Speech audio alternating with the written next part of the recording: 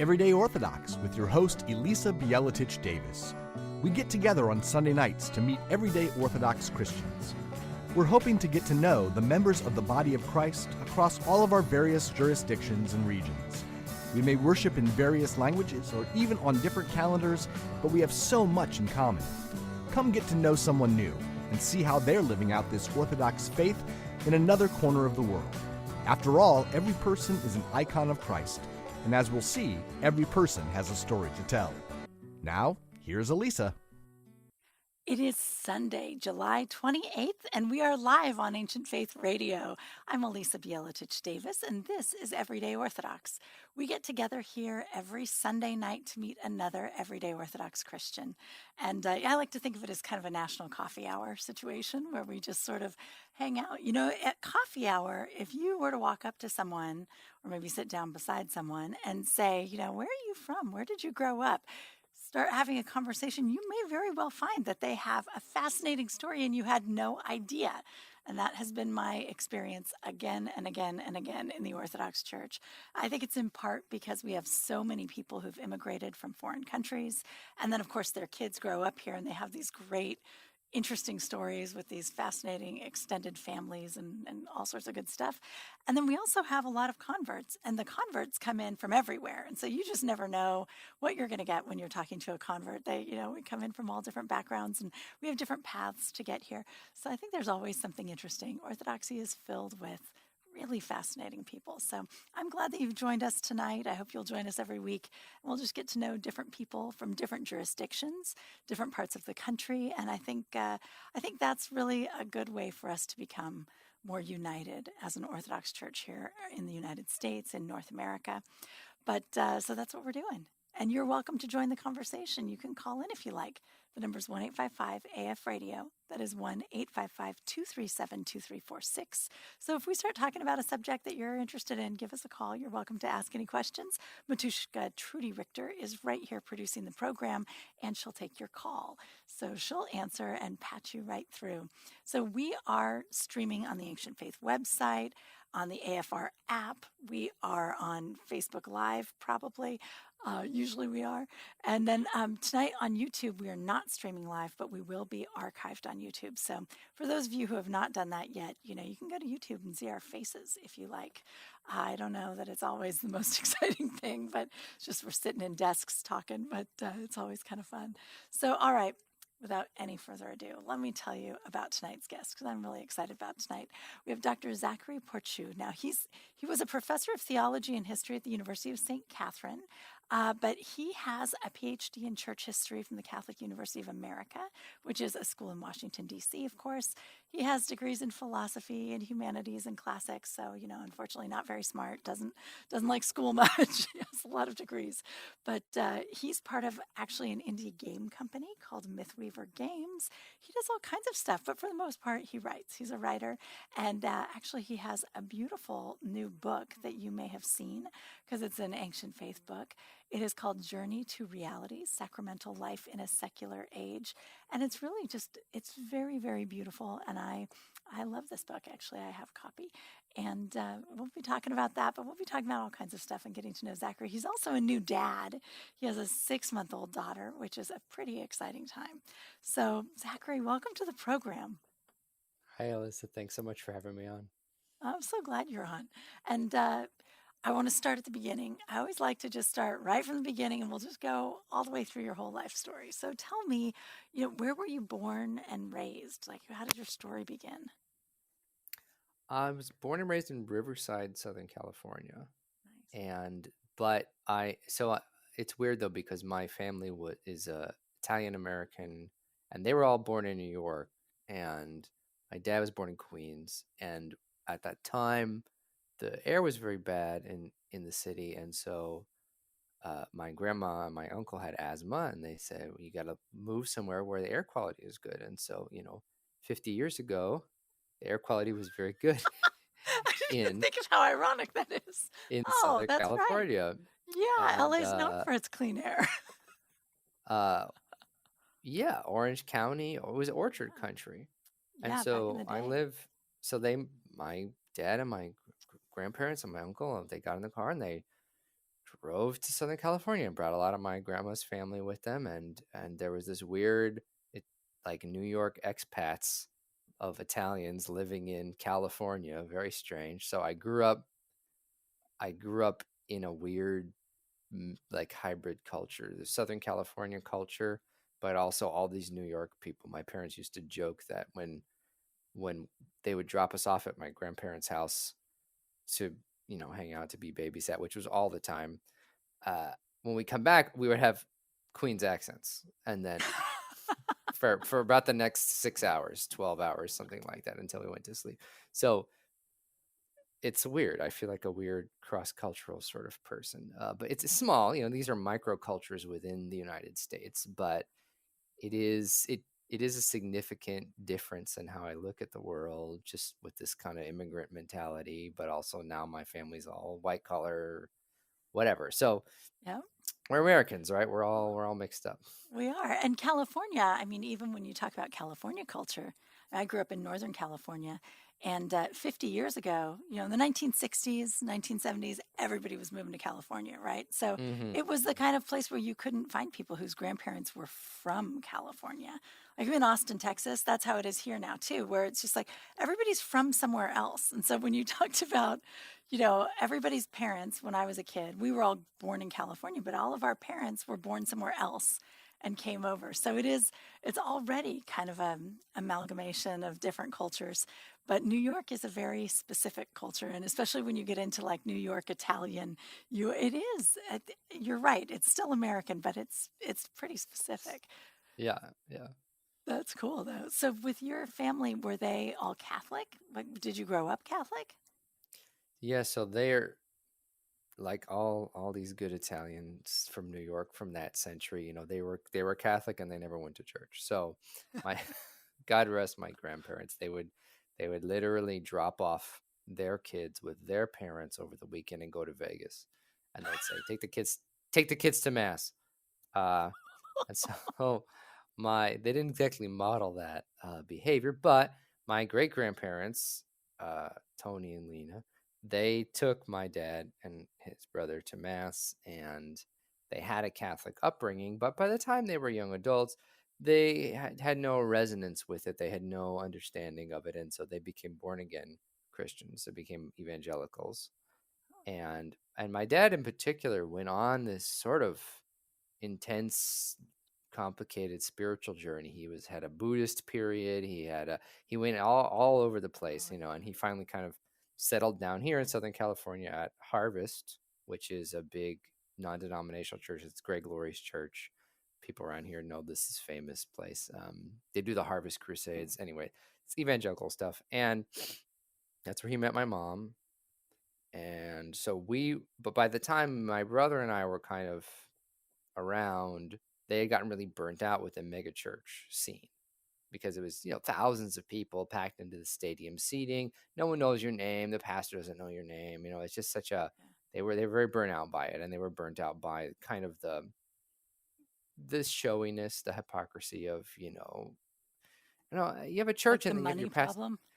stuff like that. I don't want to Yeah. say anything, but it's just like it ends up being more show business a lot of times than, people business, I guess. So my parents were like, but the kids need to go to church. What are we going to do? So they hopped around looking for things because, they were evangelicals. They didn't really know what they were looking for. And then they found this tiny little Presbyterian church at the heart of Central Riverside that had about 100 people.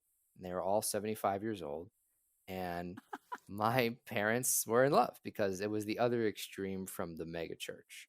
Everyone knew their name. We were the only kids. It was just, and my dad was 40, 50, whatever they were calling him. Oh, the young man, right? So they thought it was funny.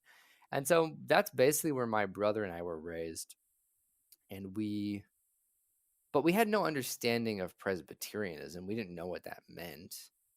Well, that's the question always on my mind when someone said, because I knew lots of Presbyterians, and I think it was only like 5 or 10 years ago that I found out that Presbyterians believed in predestination. And I was like, well, wait a minute. They're Calvinists, yeah. Right. And I was like, hold on. How have I never noticed that they were Calvinists? My kid went to a Presbyterian preschool, and it's like, And then Presbyterians I talk to don't know that they're Calvinists, and they don't really know that they believe in predestination. And it's Right, because right. Americans are so just really not thinking about theology, right? Like it's very experiential, it's very, is it Bible based and all these things. And it's not like they're not thinking about like, well, how is the Bible understood? It's really just, is it based on the Bible?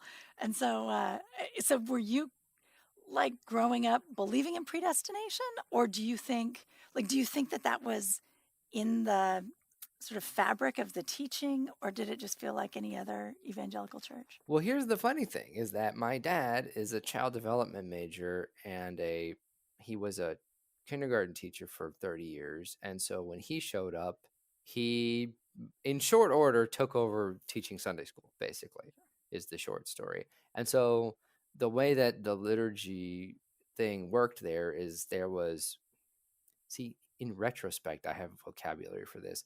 There was the liturgy of the word up until the homily.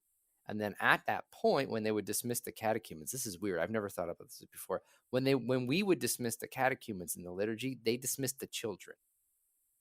And so Right. the children then went to Sunday school into another building, and the adults finished out the rest of the service. So did the children not take communion? I don't think they served communion every week. Oh, I okay. think Yeah. it was a intermittent sort of thing. Yeah. Yeah, and so Yeah. Interesting. because it's Protestantism anyway. So we stayed. We did some hymnography, and we heard the homily, and then we went to Sunday school with my dad. And my dad, who in his soul searching read the Bible, many times, super biblically literate Protestant type. He just went over there and he taught us basic biblical literacy. Here's the timeline of all the major events that happen in the Bible. And he had a sort of a liturgical calendar that he went through and did all the Bible stories and taught us to read out loud the Bible, and we would draw pictures. And I don't know. So I just got a very basic biblical education that had nothing to do with the Presbyterian church I was attending because my dad was teaching. He just got there. He didn't know. Like he Right. wasn't, he didn't really have Presbyterian theology specifically, right? He None just at had, all. None at all. yeah. So he was just an ex-Catholic reading his Bible, trying to be honest. And then much later in life, in the last 5 or 6 years, he reverted back to Catholicism. Oh, And okay. I think part of that was seeing me and my brother convert to Orthodoxy, I think. I bet. I bet. Yeah. Oh, that's really interesting. Okay. Well, and that's just such an American experience, right? I just think it's so American that there's this way I think that the denominations in the United States just can't like stay distinct enough because everybody's jumping back and forth and moving around. But maybe that's for the best. I have no idea. But so okay, so you're growing up with the kind of the Queen's Italian influence, and then but you're also just a Riverside kid growing up. How many brothers did you have, and what was the like? Were you the youngest? How did it work? Yeah, so I'm technically the oldest of two. Okay. My younger brother's 4 years younger than me. But there's two weird factors, which is that uh, my two first cousins, literally lived within walking distance for us for about half of our childhood. Okay. And they were younger than me. And so I really felt like the oldest of four for a long time. And then when we went to this Presbyterian church, I lied, we weren't the only kids. There was like a small number. And we met another family there, and their kids kind of we just became family friends with this family. And Yeah. the son there's two sisters and a youngest son, and the son became like the third brother to me and my brother. And so the three of us just kind of grew up together at this church, and we're all still close. I mean, he's godfather to my nephew, and yeah, so in certain sense, I feel like I grew up as the oldest of five because everybody Yeah. was so close. I mean, we all spent the weekends at each other's houses constantly, and everyone was at church, and so Yep. Well, I think especially having cousins like right down the street, like that is it becomes a very close family bond. And the word cousin it just fails to describe it anymore. And I think that is a rare experience, but a very beautiful one and a real blessing. But, well, cool. So, all right. So then So there are a bunch of you, technically two of you, but a bunch of you. So were you just kind of running around with your band of brothers all the time, or were you like, what was it like at school? What were you like in school? Because I mean, you're Oh clearly gosh. an academic, right? So were you studious in school? Wow. Okay. So my dark secrets. I had what we would now call massive learning disabilities as a child. I Yep. was extremely dyslexic. I still am kind of. And I was diagnosed with ADD and ADHD and all this kind of stuff. And they took me in, and because I couldn't focus, I had these weird motor problems. Like I would walk into walls because I didn't see that they were there. It was very strange. Something was not working in my brain, and it led to a lot of frustration and emotional acting out and hyperactivity. I guess now they probably would have said I was on the autism spectrum or something like that. Um, Do you think you but have ADHD? Like, do you I think that don't that's a correct diagnosis? Because you sound skeptical. Like, you sound like, maybe it's ADHD. I don't know what ADHD means clinically right now Yeah. anymore. What? Like I think that a lot ADHD, autism. I'm not a psychologist, but like from a basic definitional disciplinary like disciplines Mhm. standpoint, I don't know that we have working definitions for these beyond the most basic descriptives. Like Yeah. it's not like when you go and use a thermometer to check what temperature the meat is in the oven. We know what that is. We can measure that, but we don't have tests that measure a lot of these things. Anyway, you'll see. Yeah. My story will bear this out. So they haul me in. He can't completely uncoordinated. I couldn't read because I would keep skipping lines, and I would read the same line over and over and over. Like I had no motor function, right? My eyes couldn't stay Yeah. on the page. I My couldn't brother had walk that. with Yeah. hitting stuff. That's, Like I was a mess. yeah. And it led to all these behavior problems that were diagnosed as ADHD. So my mom went to the doctor. They said, "Yeah, boy has ADHD. He has ADHD also, both somehow, and we have this thing called Ritalin." And my mother was, God bless her, if she did nothing else in my life, she said no to this. And she's something about it. She said I didn't feel right about that. Something didn't sit right with me about this. So she did two things. She pulled me out of school and homeschooled me because she knew that going into first grade, I couldn't read really. Like she said, there's no way he's gonna survive. So she started homeschooling us. Ended up doing this for my brother too. And then she looked into alternatives to drugs, basically.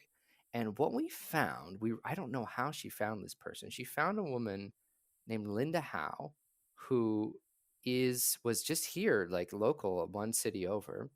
And she had developed this program for treating behavior problem children. And her mentor had developed a so okay, let me step back a bit. This program was called um, perceptual motor therapy. And it was developed by this woman's mentor who worked on fighter pilots. And in order to be a fighter pilot, you have to be a peak human specimen, right? You can't be Right. colorblind. You have to be perfect at everything. You have to just have Yeah. the reaction time. They don't give $1 million jets to anybody. Right. So to be a fighter pilot, your brain has to be operating on this incredible level, and not everybody does. And so this woman had developed this it's not cognitive behavioral, it's perceptual motor, where there's a relationship between the brain and the body. Obviously, this is not hard for Orthodox Christians to understand. But also, of course, your central nervous system, your spine goes through your entire body. That's where we have these phenomena like ghost limbs. When somebody loses a limb, they still feel it. When you do organ transplants, people inherit the memories of the person that they got the organ from. This is all, we know this from the Right. scientific community, right? This is all no. Okay, so that the brain and the body are not really separable. Okay, so she realized that if you did certain kinds of physical therapy exercises, you could tell the brain, different parts of the brain, to change. Yeah. And so I went through this perceptual motor therapy program, and it was all kinds of like stuff like this, where you pat your head and you do different rhythm things that are bilateral stuff, and Hmm. you hit certain muscles while you move your arm. Just different things. They look weird, they sound goofy, but it worked. It clicked. And it took several years of this therapy for me. And I couldn't read basically until I was like 10, 11 at all. And then the first book I picked up was The Lord of the Rings, and started reading it. Wow.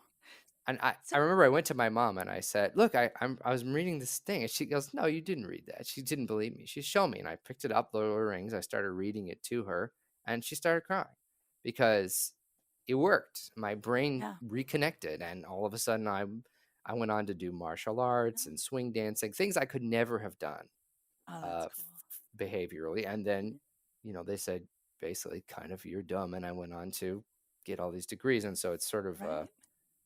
I'm I'm grateful that this one decision that my mother made, I Right. I probably wouldn't have been an academic if she hadn't have done that. Well, and that she happened to find this woman who had such an unusual program going, right? But it makes sense that you can rewire your brain, you can retrain it. I mean, this is how we recover from strokes and all kinds of things. But it's there was a time when people did not understand that, right? And this is recent development, so you were a little early for it, I would say. So that's cool. That's really neat. That's really. Did you do eye exercises? Like, did you put like a pin on top of a pencil and run it around and try to train your eye muscles, or like how did she get your vision to a point where you could read lines without skipping around? I don't remember, honestly. Yeah. There were a lot of things, but a lot of them were more about actually things I did with the body. Like, there were these complicated, I can't even remember them, honestly. I don't have a lot of memories of childhood, maybe because of this, but like, there were all these exercises that you had to do that were kind of dexterous, coordinated exercises you do with your hands and your arms and legs and stuff. And they were difficult. Like, you actually had to struggle to do them. And I remember my parents would try to do them with me, and they're like, "Wow, this is hard."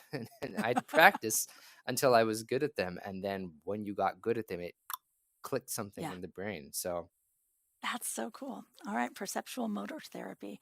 If anyone is listening and going, "That is my kid," then now you know what to look for. Perceptual motor therapy. That's really neat, and I mean that makes sense to me. It really does. So who knows if there really was ADHD or what it was, or who knows, because it maybe that doesn't take into account all of this. This is cool. Okay, all right.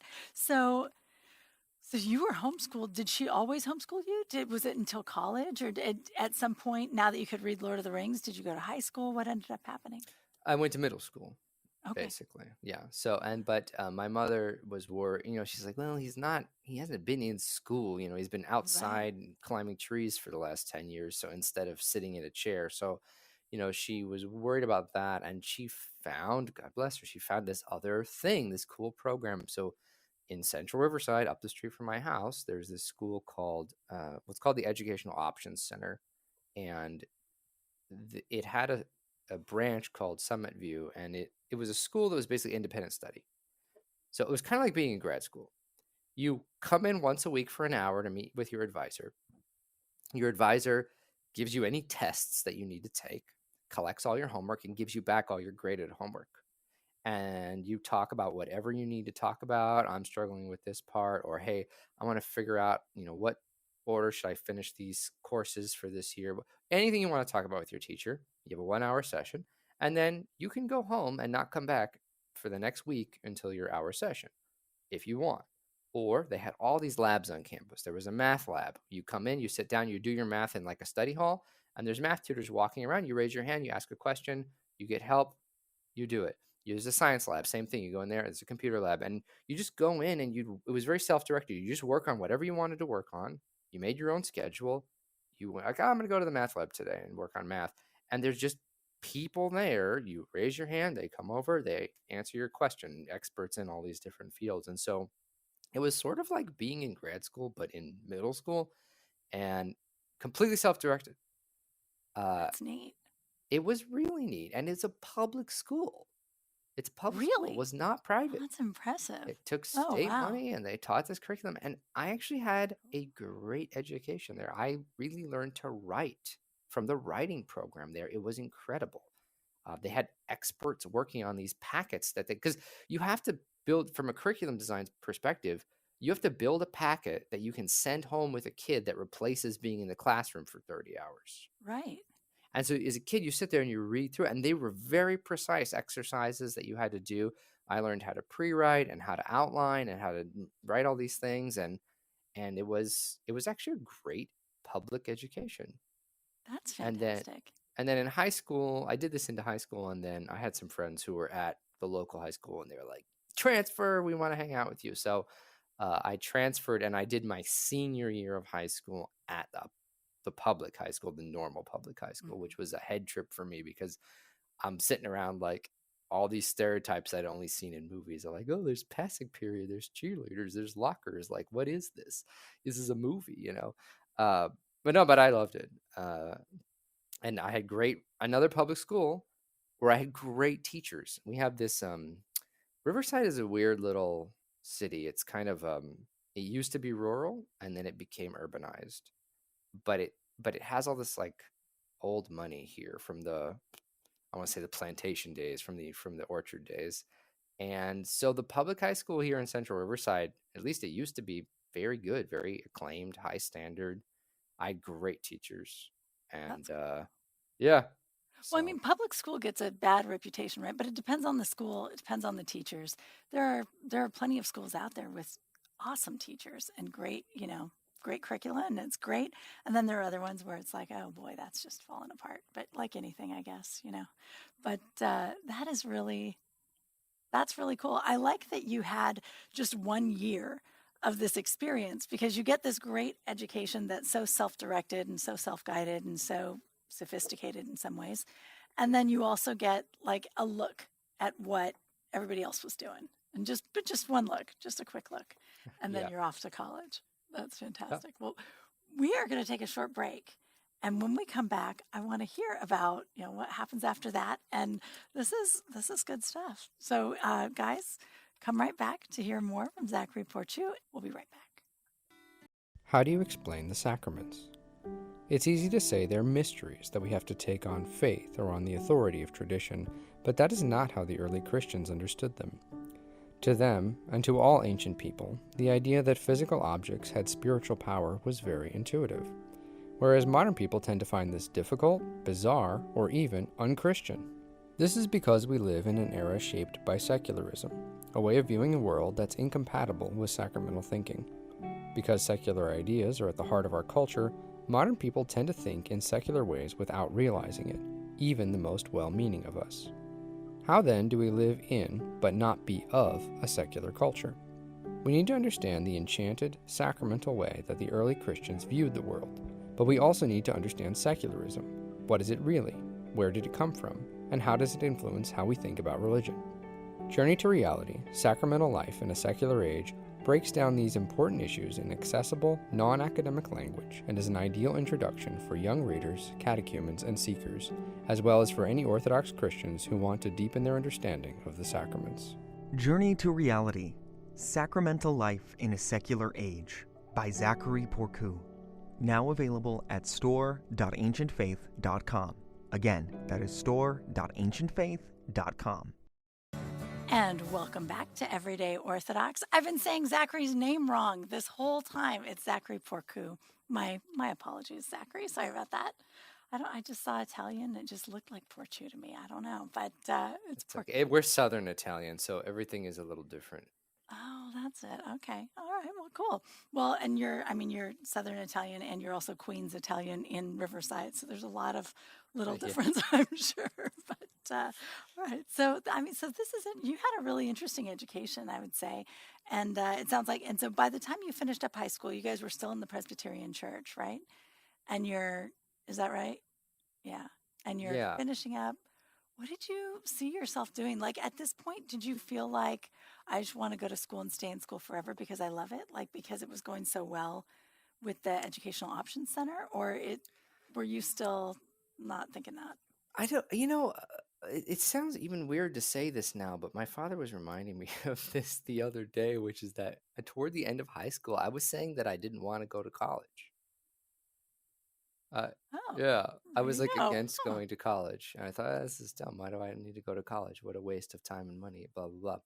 And I kind of still think that, but uh, it was a wandering path. I ended up going to community college for 2 years because we also have Riverside has a lot of good schools in it. We have multiple universities, and our junior college here is actually famous, I think, on a national level for a few of its programs. So I went to that for 2 years. I saved a lot of money, and then I transferred. I did 1 year at Azusa Pacific, and that experience did not go well. And so I transferred again back to California Baptist University, which is down the street from my dad's house. And so I was like, okay, why am I paying all this money to live off campus? And that was an interesting time, this college time, because that's when I really started to wake up to. We kind of fell off the Presbyterian church. We kind of stopped going. We kind of got involved in this college ministry, like a campus kind of ministry that had these Bible studies, and it was sort of not denominational instead of non-denominational, because they non-denominational, I come to find out, they have like a whole list of doctrinal points that it's like a whole denomination by itself. Anyway, this It's was sort like of a trick, right? Like it's it supposed is it it's a is trick. kind of a denomination. It's just a It, disorganized or something denomination. It's weird. well, it's like every view is a worldview. Every worldview is a worldview. There's no neutral worldview. Anyway, so we got involved in this campus kind of odd denominational Bible study group that was meeting every Monday, and we started going to that, and it had this weird question answer format, because the guy who was running it was trying to be inviting to college students who may or may not understand who knows what and come from all kinds of backgrounds. And so we did 3 hours of Q&A basically on Monday nights, and it sort of evolved into a church situation when one of the members said, I want to be baptized. And they were like, I guess we're a church now. So it was a Bible study that sort of turned into a church. Uh, and that prompted a lot of these academic questions. What is Christianity? What are these denominations? What does it mean that, are we Baptist or whatever? And then California Baptist University, for some reason, it's stridently Calvinist university. So the Presbyterianism that I didn't get growing up came and hit me there. I couldn't Weirdly, escape in a it Baptist context. in a That's Baptist context. And not unexpected. everyone was Calvinist there, but it was very much had a very strong core of professors who were Calvinist and tulip and all of this kind of stuff. And so we ended up getting in all these arguments with theology students. So at the time, we're flashing forward, I'm majoring in philosophy, and me and my friends from high school ended up, because we kept the same kind of high school group of friends going into early college. We ran into another group of who was another old friend group. So two friend groups ran into each other at Cal Baptist and merged into this kind of very excitable giant friend group of people. And the common denominator and core ended up being, we all really wanted to take our Christianity seriously, but we didn't really know what that meant. And about How half many of them people were, is this?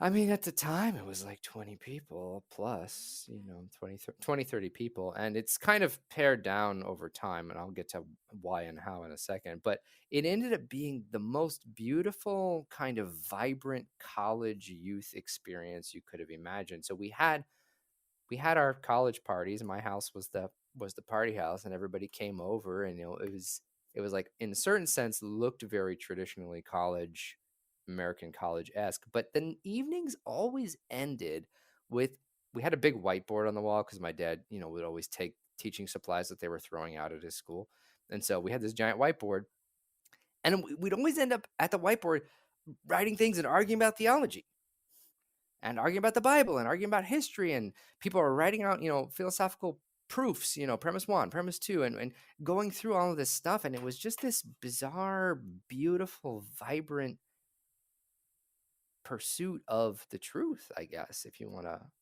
give it its due laurels, I suppose. And I'm so grateful for it, because the result of that, oh, and here's the other piece of the puzzle, is that there was this weird professor at California Baptist University named Josiah Trenum. Aha.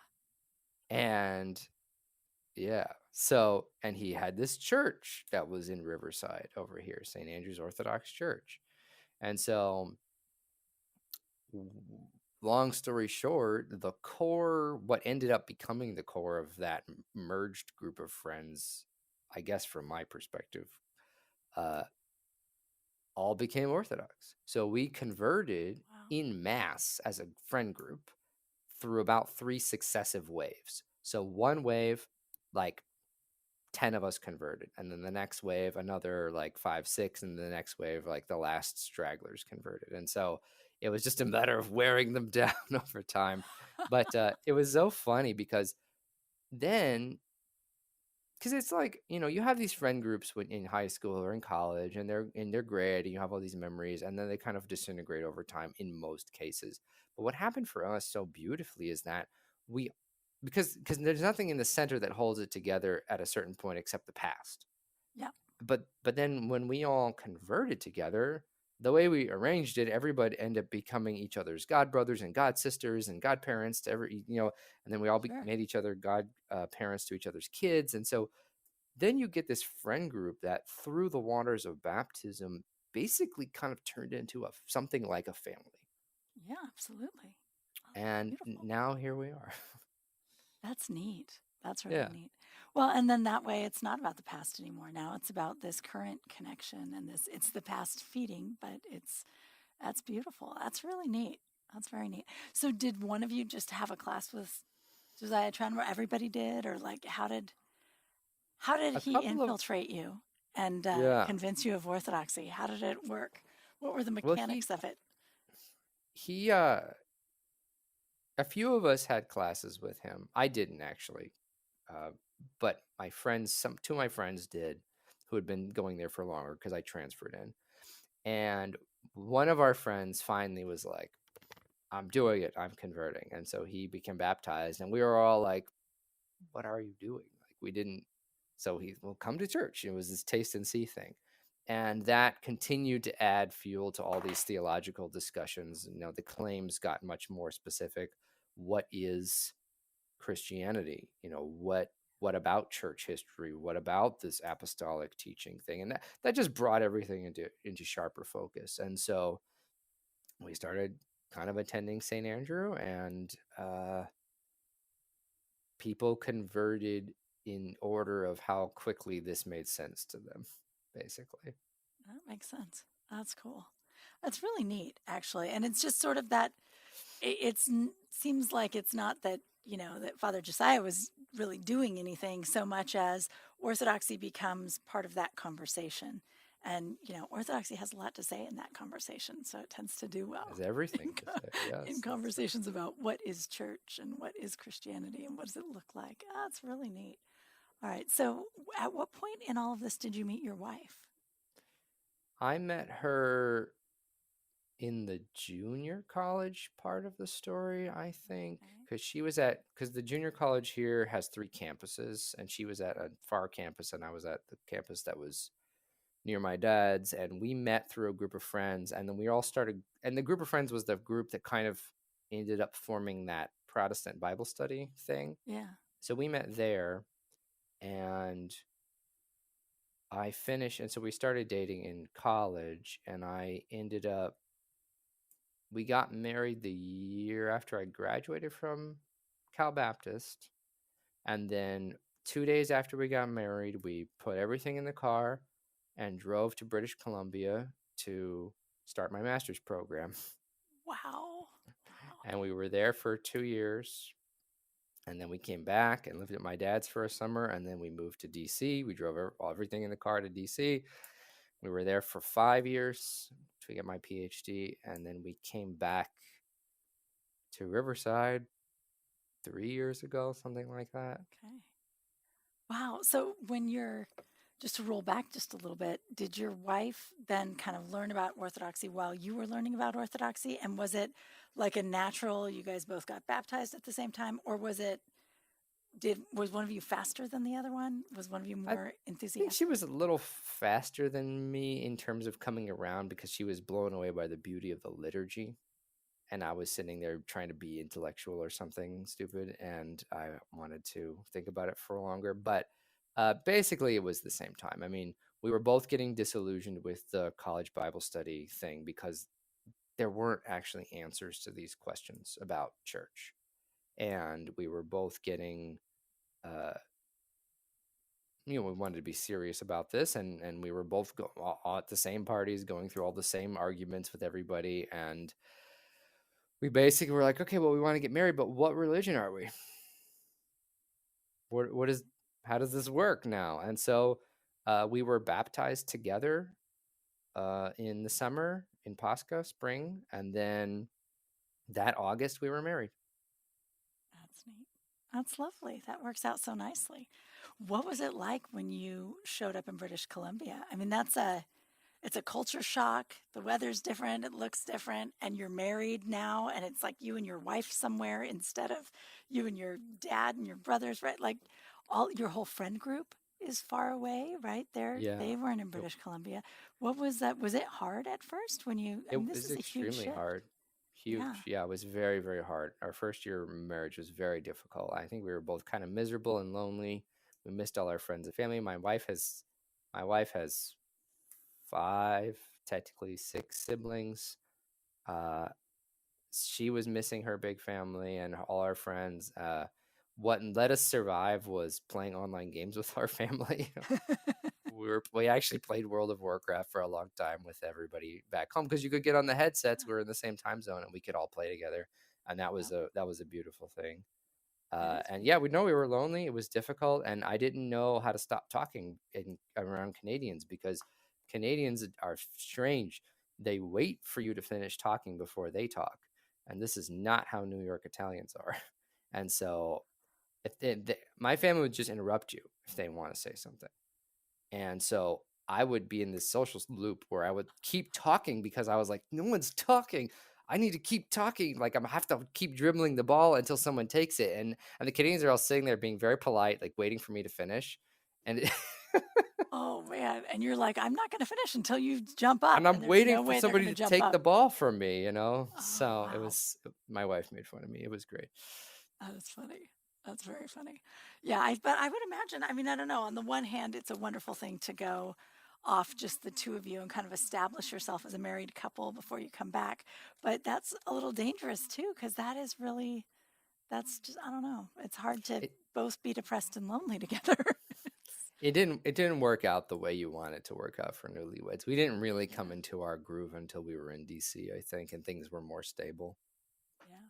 Was DC a little easier culture wise? Yeah, it was. It was East Coast, and so it was a little more high energy stuff. But DC is a weird area. It's not like New York. It's not like the South. It's not. It's its own weirdness because everyone's from different places. So it's like the melting pot within the melting pot. But we ended up uh, becoming very close and tight knit in this beautiful parish there, St. Mary's in Falls Church. The full name is the Holy Protection of the Mother of God, but no one says that. It's because it's her veil is the what Yeah. the church is dedicated to. So St. Mary's there. Father David Subu is there. This is a beautiful parish, and we were very sad to leave there. I mean, we also had a beautiful parish in British Columbia, Father Michael Gillis over in Langley. They were Oh, nice. beautiful. Yeah. Uh, Oh, that's tur- lovely. it turns out his wife is my wife's godmother's godmother. So Oh, her grand godmother. yeah. So it's small world, everybody's connected. That's neat. That's really neat. No, but there is something beautiful about being kind of a young couple in a parish that just where you're just happy and you're just flourishing and it's going well. How long did it take you to get your PhD? I think 5 years, but COVID happened, and so I lost track. Oh yeah, so it got all goofy. It went so But yeah, I was the that's just happiest sideways. person in the world during COVID because the lockdown hit right at the time where I needed to be writing my dissertation. So I wasn't going to be talking to anybody anyway, or leaving my house or doing anything. So it was perfect. And I just sat there and I just wrote my dissertation. It was beautiful. That's kind of great, actually, right? All the distractions that otherwise would have been a big battle, like they were just gone. It was Just gone. gone. It's like, I'll sit in my That's room amazing. and read books and write, and then I'll be done. That's perfect. There you go. Perfect COVID for you. So, all right. So you two went back to California, and you just had a daughter 6 months ago. So you were in California for what, like a year or so, and then it was time to get started having a family. 2, 3. Well, it's been 3 years now, I think. Okay, so like I'm a year and a losing track half. of things. I don't know. This is a lot of math. We're not math. Yeah, I majors, all don't. right? I don't do math. None of those Never. degrees are math, right? It's all No. philosophy, history. Yeah, there you go. Yeah. So I noticed on your bio, or actually on when I Googled you, all these different things come up, right? And all different angles. But one thing they mentioned this gaming company. Tell me a little bit about that, Mythweaver Games. Yeah. So the weird thing about this friend group is that half of them were like philosophy, theology major types, and then the other half were game design majors, including my wife. My wife was a game art major, and so we had been playing games very seriously, not exactly as consumers, but as wannabe designers. And you watch movies differently when you're a film student than when you're a moviegoer. And so our group took all these games very, very seriously. We often would make mods for games or variations on games or all kinds of stuff. And nobody really ended up going into the game industry except one person. He works for Blizzard Entertainment, my godson, actually. And everybody else went into something else. A lot of those guys went into computer science instead of games. And all the humanities people did the humanities stuff. And we'd always been kicking around, like we should do games still. We have all these skills and talents that we've trained for this. And so anyway, long story short, we finally sat down and decided to make a game. And what's cool about this game is that it is a humanities game. It is a game where you sit around. It's conducted by speaking and listening, and you sit in a circle.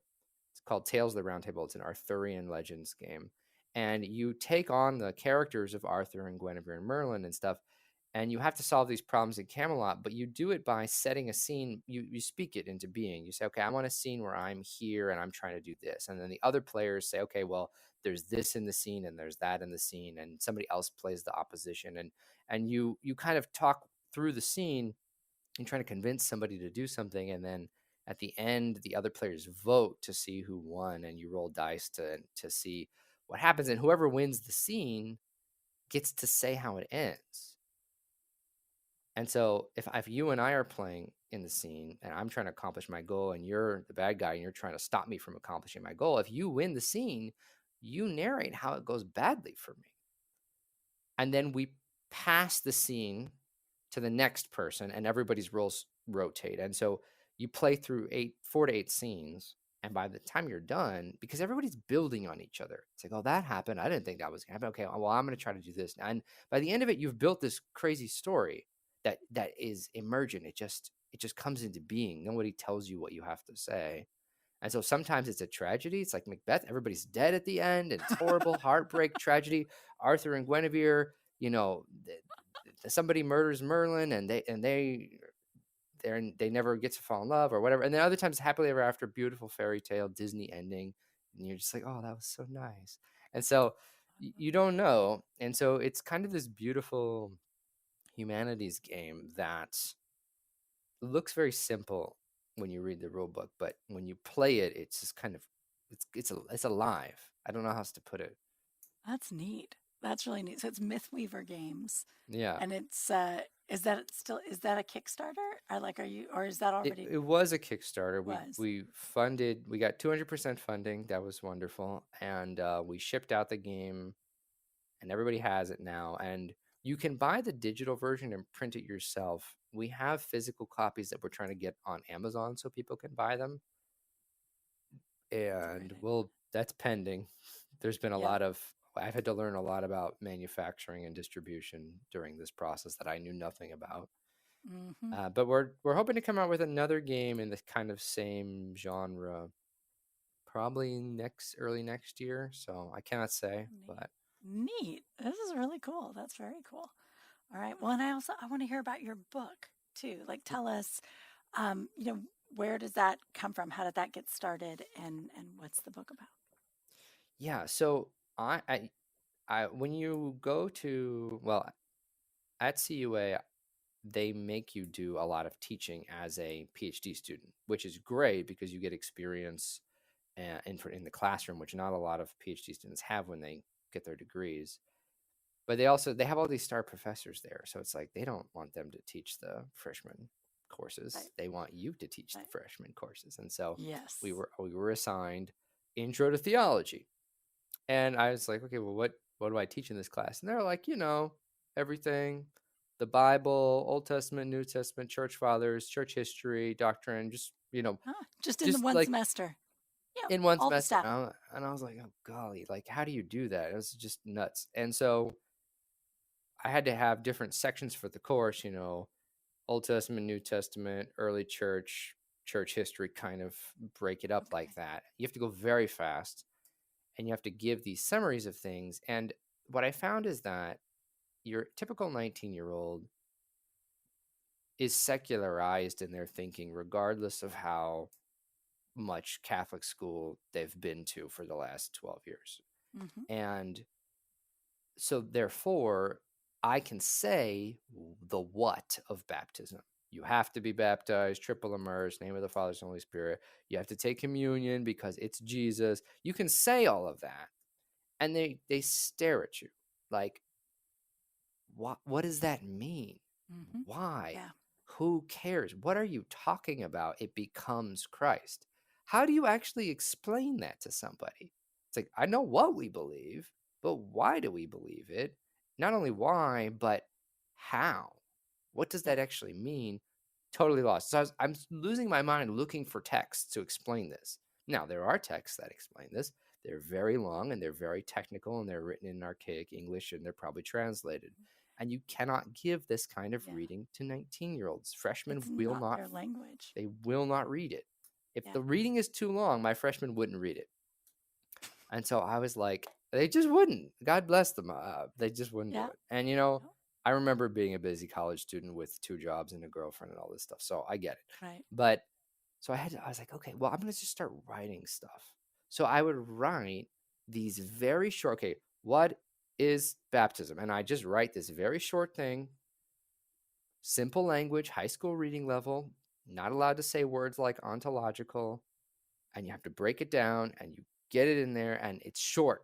And I assigned these things to them and they liked it. So I started writing more.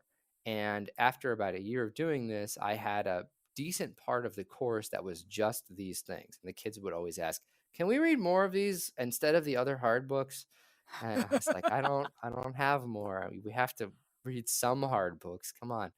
And they loved them. And what was beautiful about it is I got feedback on these things. So when they did not understand something, I'd rewrite the chapter. Right. I'd rewrite the chapter until they got it.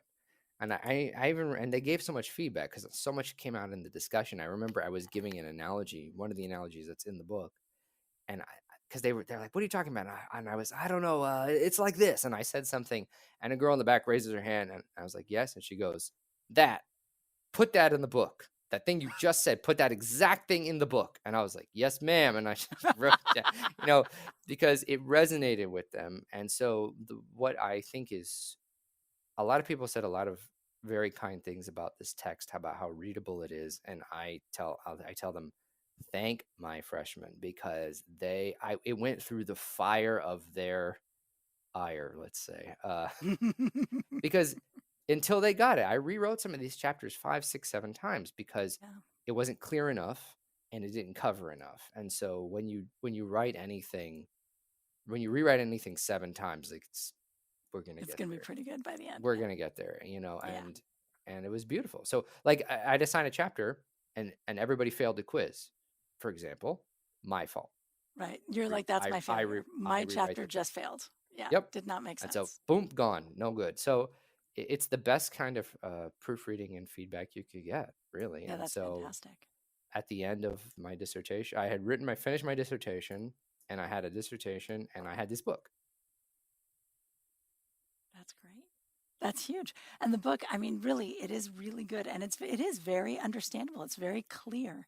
And I think, I mean, that's why it's not just the Holy Fathers, right? That's why we all have to keep studying and writing more things, is because every generation comes in with a different perspective and different understanding and frankly, different confusion. And so, there have to be people who are teaching it. That's honestly one of my very favorite gifts that a writer can have, is to be able to take something that is complicated and big and uses words like ontological, and then to transform it into something and express it in a way that people can understand, that people who are not educated in the subject can understand. I think it's a wonderful thing. So I'm so glad you did it, and I'm so glad that it's published. I think it's very, very helpful.